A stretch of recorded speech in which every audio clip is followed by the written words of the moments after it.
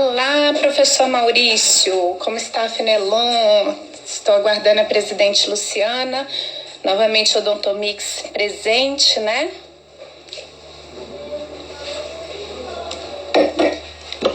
O presidente chegou. Presidente?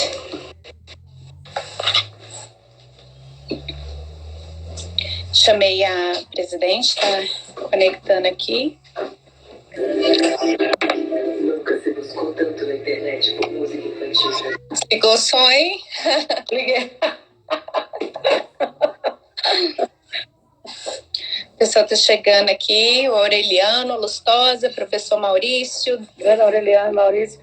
Pessoal do Odontomix, agradecer aí pela participação, né, na live da teleodontologia, né, que a gente Sim. muito. Eu anotei ali tudo que eles conversaram, depois a gente participou da live que teve da teleodontologia. Tem muita coisa para se conversar, viu?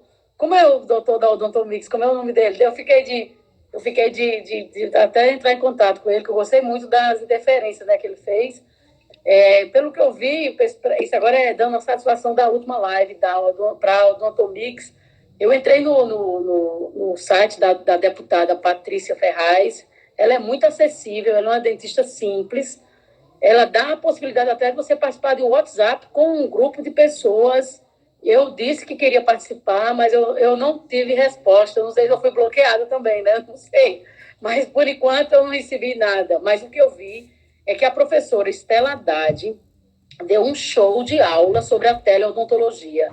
A verdade é que a teleodontologia no país ela já acontece, só tem que ser regulamentada, e o Brasil ela é exemplo. Porque pelo exemplo que a gente deu e pela crítica que eu faço à lei, que a lei realmente é passível de crítica, é pelo fato do dentista dar diagnóstico por telefone. A gente, dentro da nossa realidade de odontologia particular, que está 40 dias parado, sem dinheiro, sofrendo, e ainda prescrever por telefone é uma loucura. Então, a doutora Estela Haddad, ela apresentou um panorama de teleodontologia que acontece em lugares remotos do país e que o SUS se apodera dessa tecnologia. Porque teleodontologia não é apenas o telefone e o diagnóstico, é uma orientação multiprofissional, até para ajuda entre profissionais. É uma regulamentação do que já existe. Eu estou aqui vendo aqui quais são as recomendações, porque a gente tem uma recomendação do CRO até 3 de maio para não fazermos atendimento eletivo. E o CRO ainda não saiu com a nova ordem, né? Ordem não, uma recomendação, né? Nossa profissão ela é muito autônoma, a gente faz o que a gente quer. Só que a gente tem a vigilância sanitária, a gente tem os órgãos todos de fiscalização. E aí eu estou aqui lendo a recomendação da AMIB, a Associação de Medicina Interna, e ela diz o seguinte, que não pode fazer tratamento eletivo, tem que se evitar. Ainda deve-se continuar tratamento de urgência e emergência. Essa é a posição aqui da AMIB, mas, ok. Bem, presidente, você está espertinha nesse negócio da live, né? Eu já achei que você já está ótimo, o sinal está ótimo. Eu vi que eu liguei tudo aqui para ficar tudo só para aqui, ó. A nossa ex-presidente, doutora Heloísa, está presente, né? A doutora Heloísa escreveu que é a favor, né? Na votação que a gente fez da ABO, né? Que teve um grupo que entrou, das pessoas são contrárias, né? Aquilo dali que a maior parte é contrária, mas ainda é um assunto que tem que definir parâmetros.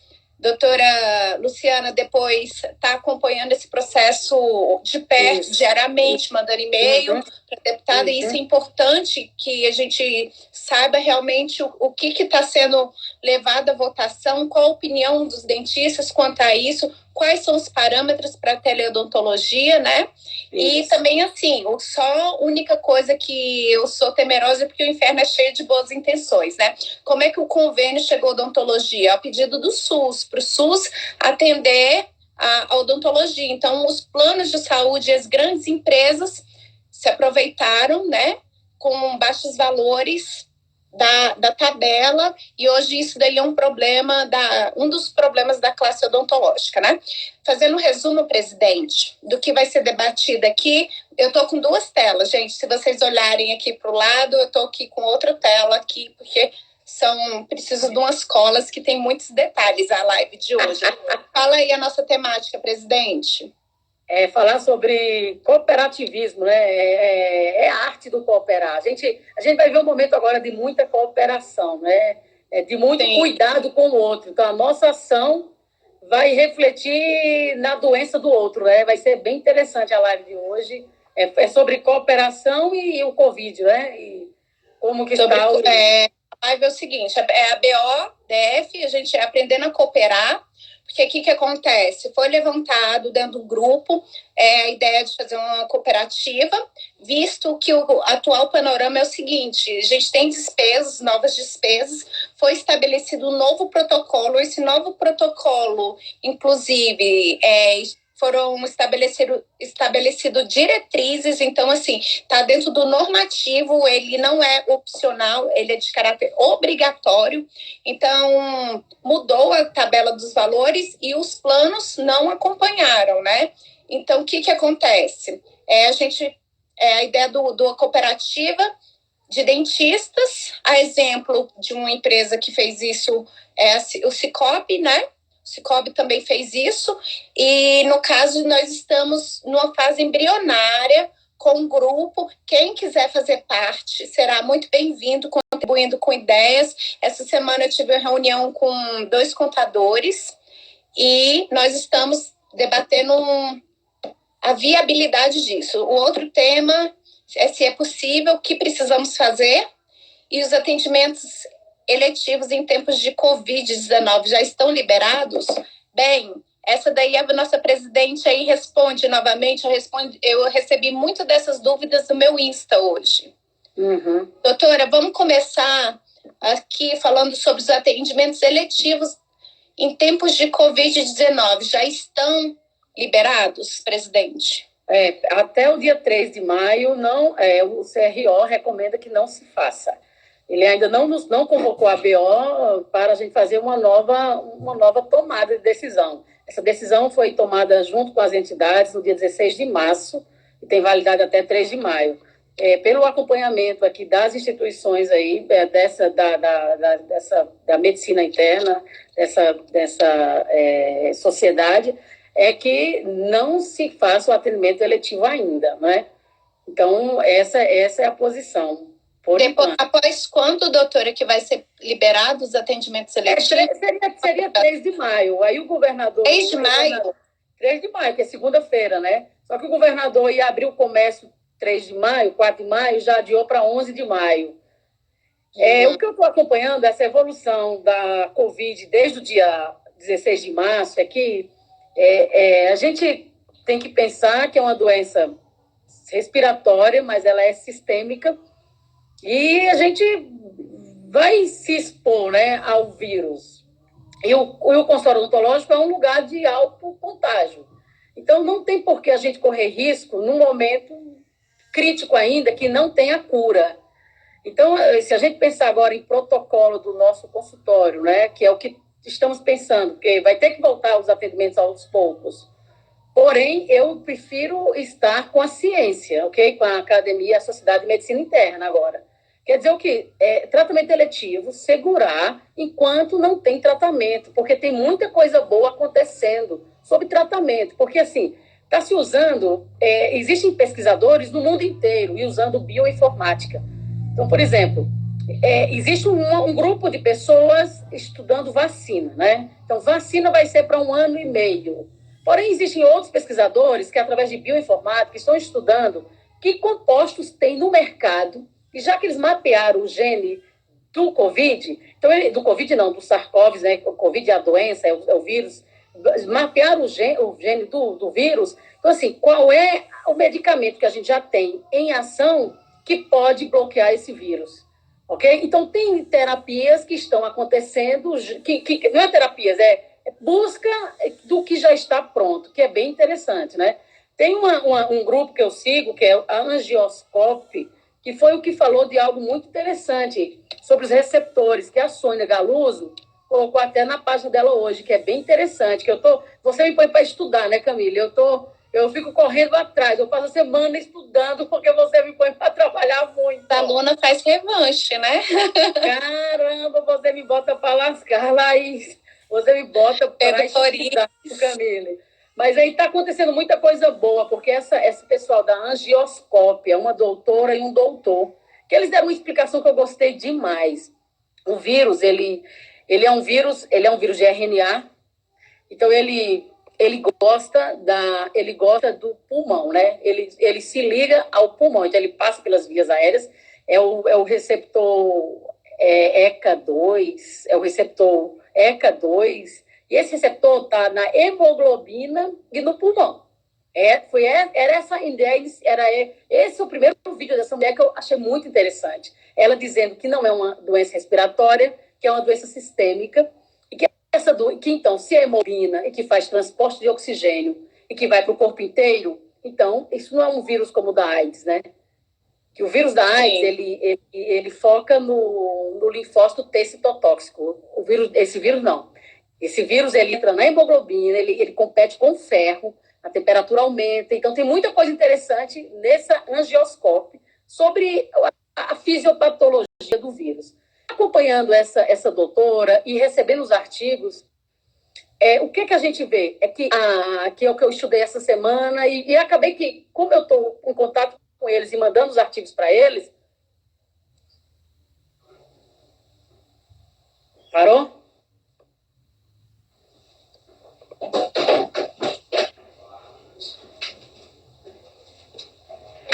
Presidente, acho que a gente perdeu o vídeo dela. Vocês estão conseguindo ver ou não? Agora você voltou. O som não está saindo. Aí sai da live e depois volta. Depois volta. Ai, que mímica, ela entendeu. Ela vai sair da live e voltar. Bem, enquanto a presidente vai sair da live e voltar,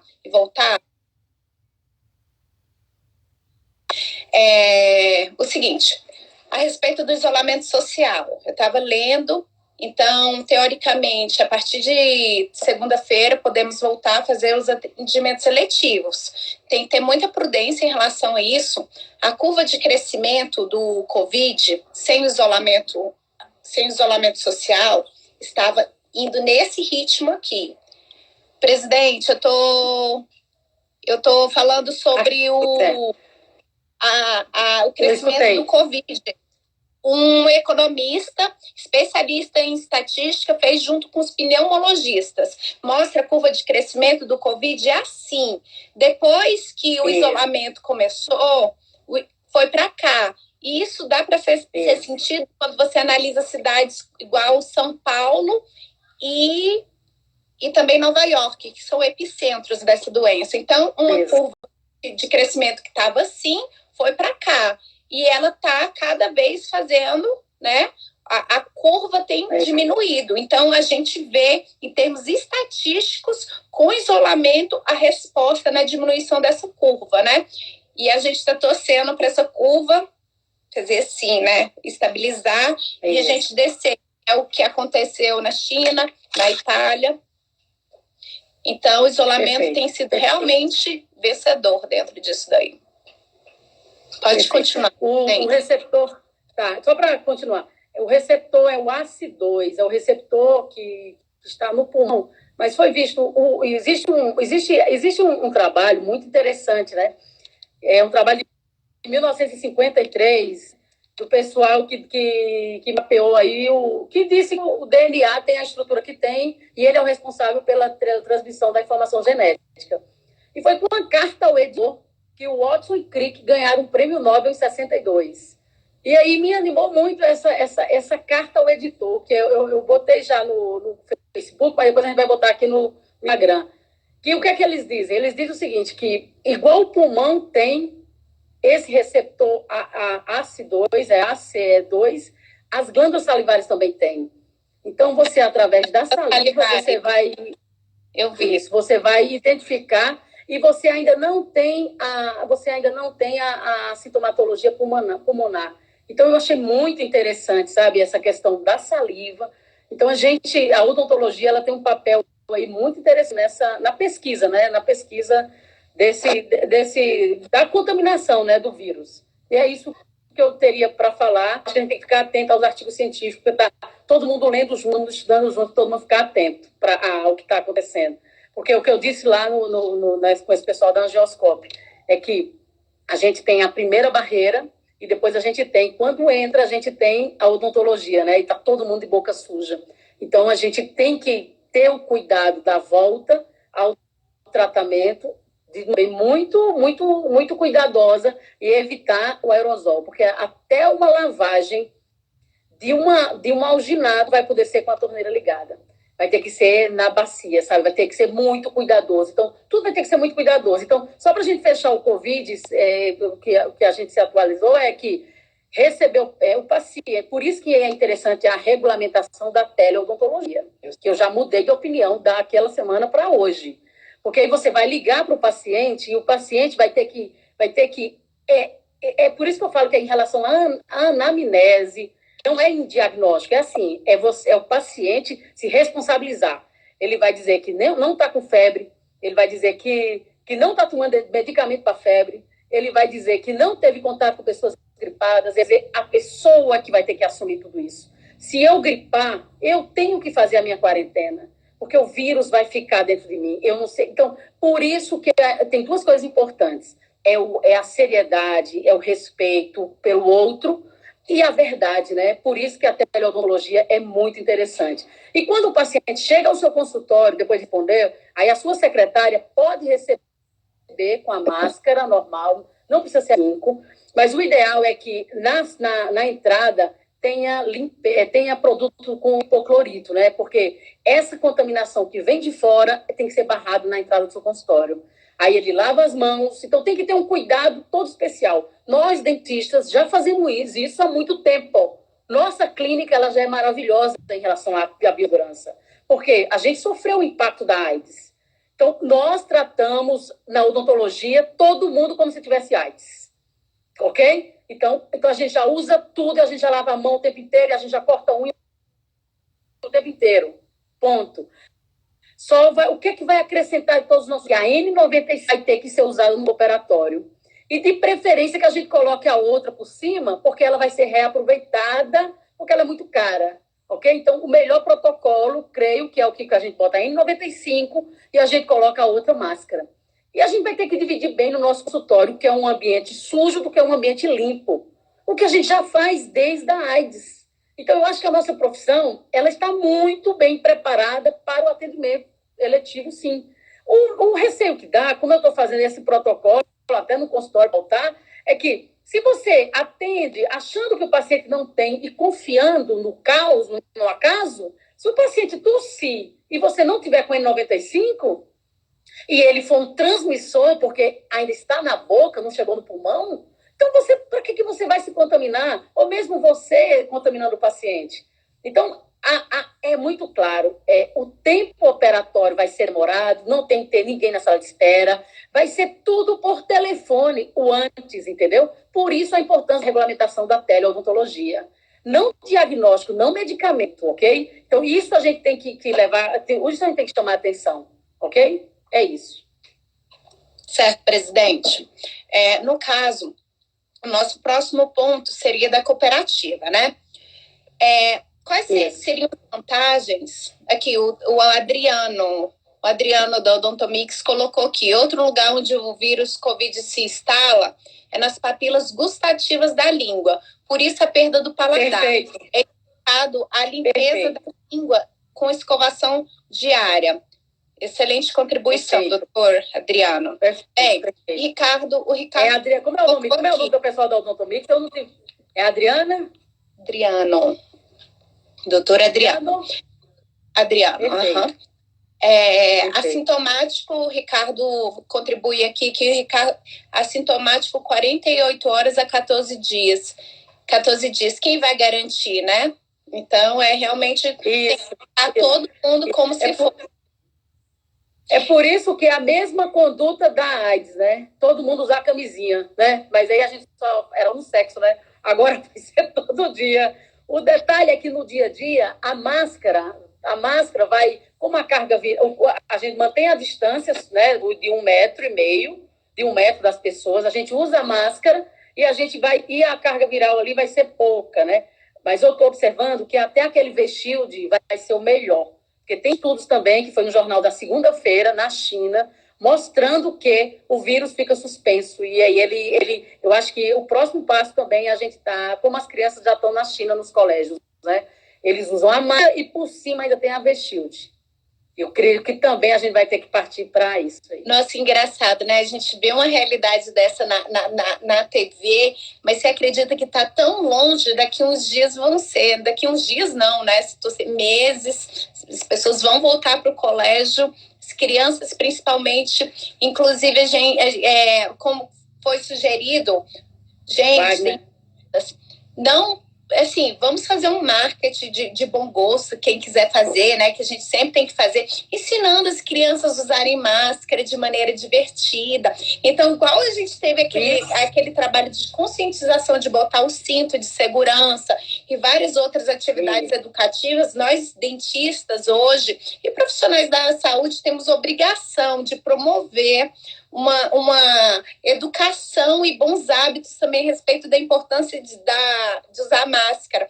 Depois eu produzi algum conteúdo, assim, como fada do dente, falando alguma coisa de maneira mais divertida, assim, para as crianças. Por que a gente tem que andar sempre fantasiado? Porque você tem que levar para uma outra, né? Para uma maneira mais lúdica para as crianças aderirem. Tudo bom, Wagner? Bem, a respeito da cooperativa, presidente, vamos entrar nessa pauta. Obrigada, doutora, que trabalhamos juntos no conselho, você sempre está presente, contribuindo muito, muito querida. Bem, vamos entrar na pauta da cooperativa. Presidente, qual seria a intenção da cooperativa? Eu estou aqui do lado com o meu computador, né? Falando aqui que no artigo 150, a criação de uma cooperativa teria imunidade tributária, sem prejuízos de outras garantias asseguradas ao contribuinte. É vedada a União, Estados do Distrito Federal e municípios. Instituir imposto sobre patrimônio, renda, serviços, fundações e entidades sindicais.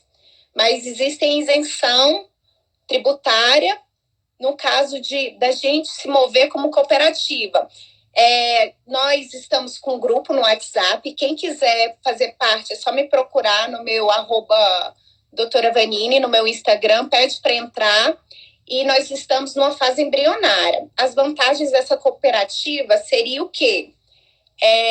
A presidente diz, né? Sempre quando tem alguém de gravata fazendo o meu trabalho por mim, como é que você fala, presidente? Adoro essa tua fala. Você não está me ouvindo, né? Aí a presidente sempre coloca o seguinte, que com